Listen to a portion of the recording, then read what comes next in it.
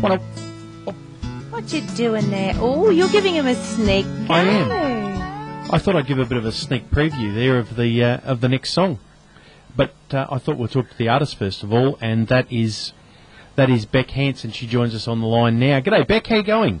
G'day, how you going, Big D? Really good. Now, I don't want to be rude or anything, but have you got rocks in your head? Why did you leave Queensland?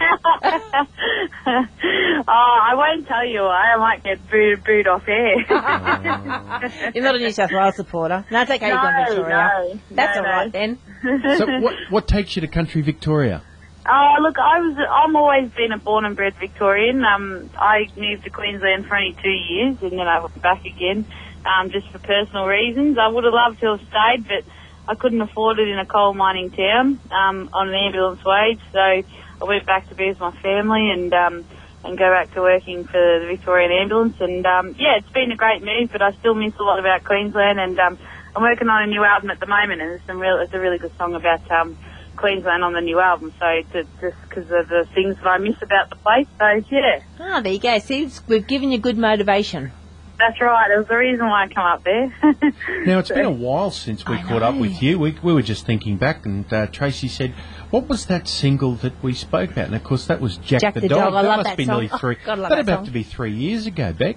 Yeah, that's probably about when the Tranquility album came out, and I was promoting it. It was around 2010, and it was kind of when I was starting to sort of build my repertoire. And Jack the Dog, yeah, good old Jack. He little bugger that used to run away from home. So yeah. So Jack's still with you?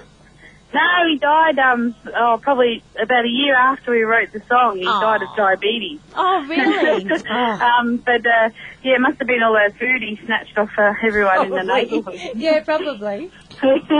And And now the new single, a bit more animal inspiration. Tell me the ballad of is Castlereagh a real critter or? Yeah, he is. Yeah, he was a chestnut horse that a good mate of mine out in Fallon in Queensland, so southwest of where you are, wrote the lyrics, and I put the music to it, and it was about a horse that he couldn't break in, and it was just a mongrel of a thing to break in. He just couldn't do it, and he pretty much gave up. But then at the last minute, it was broken in, and it was too quiet. He couldn't use it anyway.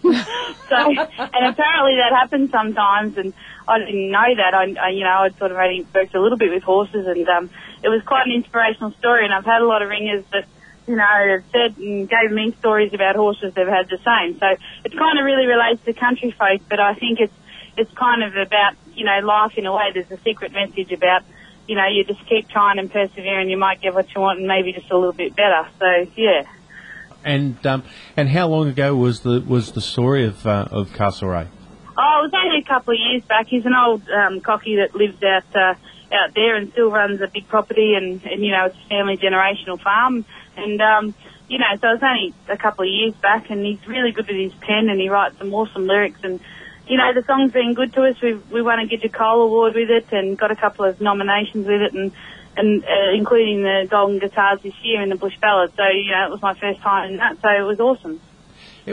What's it like when you get an opportunity to get to an old timer like that who's just got the gift of putting that stuff together in pen? But it's different, isn't it, as far as someone writing their own poetry or so forth, and then you having to arrange it in music. How have you found that? Oh, it's been really easy with Vaughan, and he's pretty much the only one I work with because his lyrics are really outstanding. And for someone who's had no education, he really does have a true gift of what he writes. And, it's a different style of how I write my lyrics, so it really complements my album when I put one or two of his songs on there. And they're not really songs, they're poems. And, as soon as I read his lyrics, the melody comes in my head. So we've just got a really good working relationship, and I think that's sort of the thing that I sort of aim for. And, a lot of people like the songs because they are just that little bit different, and they add versatility to what I do. Now, we're having a look at your gig guide, and you've got a gig on this Saturday as well, and then you're having a couple of weeks break there. But, boy, you're a bit busy there in April and sort of actually further through the rest of the year. You're quite busy, so apart from you working with the Ambos and that, you're still keeping, I'll tell you what, you're doing a lot of music work. You like doing both things at once. You must be tired. Oh, yeah, I get a bit buggered, but, you know, I suppose if you just keep passionate and, you know, and that sort of drives you and, you know, and I just love travelling, you know, and it's sort of like a holiday for me. I love going to new places and experiencing new things, and I hate saying no when I've got to work, you know, for a gig, but sometimes that happens, and, you know, we're sort of working, we're having a bit of a few weeks break from gigging because we're working on the new album to come out in April. And once that does, that'll be awesome as well, so we'll start to promote that, and there'll be a few more gigs in there too. And I think one of the gigs that, obviously you're aware of all the flooding that's happened up here in Queensland, up there at the Bundaberg one, when you get up to the music spectacular up there, I tell you what, it's going to be such a relief for everybody up there. I mean, we had the floods back in 2011 down here, and we know exactly what it's like to sort of be flooded in and have things damaged, and how it rips the people apart, and the community just sort of get absolutely flogged mentally and physically, and it's just like, oh wow. So by the time you get up there, there's still going to be a lot of devastation. I mean, we're only talking a few weeks away really to get to April, and it's just going to be, I don't know, are you going up there with a different expectation of Bundaberg when you get up there? Like, what are your feelings about actually getting up there? Yeah, look, good point. You know, I played at Bundy a couple of years ago, and it was fantastic, and I love Queenslanders because they love the storytelling, and they love, you know, stories about the bush and the country, which is kind of what I do. And we had flooding here, pretty bad floods here, only last year. And I was obviously working for the ambulance.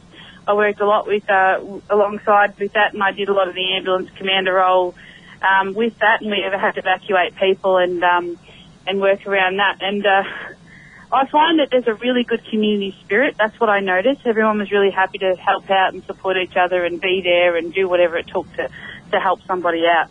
And I guess we're no different in Queensland because, you know, we're Australia and that's how we are. And so I'm not looking for depression and, you know, anxiety and that. I'm actually looking for a really good Australian community spirit. And I kind of, you know, do that sort of stuff in my music anyway. So I'm hoping we can just celebrate the good things about the country and maybe promote some positivity back into that area. Yeah, well, I think it's going to be probably one of the best festivals to go to because everyone's just going to, I just reckon they're just going to let her rip.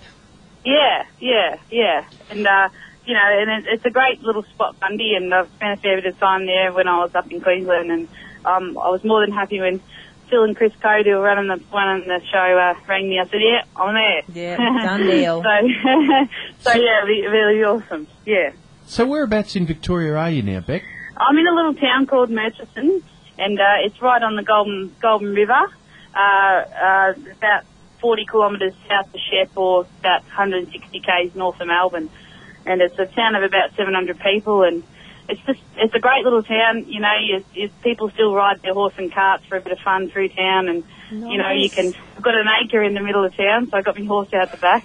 And I've got 3 dogs, and no one worries about that either. So, you know, you sort of feel like you're in the country when you're in town. So I love it here, and I work for the ambulance here as well. There's an ambulance station here, and we serve the local community, and we serve about 10,000 people in the area. So it's really cool, and I'm loving it down here. I loved it up there as well, but as long as I'm in the country somewhere, I'm happy. Yeah, you sound very happy. We caught up with Adam Toms last week, and of course he's in Benalla now, so that's not all far away. Yeah, so we're not that far away, so we should have a catch up sooner or later. Yeah. There's a lot of musos coming out of or moving to Victoria or being around Victoria now, so it must have a good influence and so forth. And we've caught up with a lot of them over the last 12 months. So yeah, that's great to hear. It is stronger, and hopefully will develop a little bit more in the country music scene down here. I know it already has. I played at the Ballara Folk Festival, which is not quite country, but you know, there was a few crossover country acts over there, and for the day, and it was a packed crowd, and it was awesome. So I think music's growing. I say thank you very much for that, Bec, because you know what? There's a lot of pop and rock artists that are jumping onto our country wagon.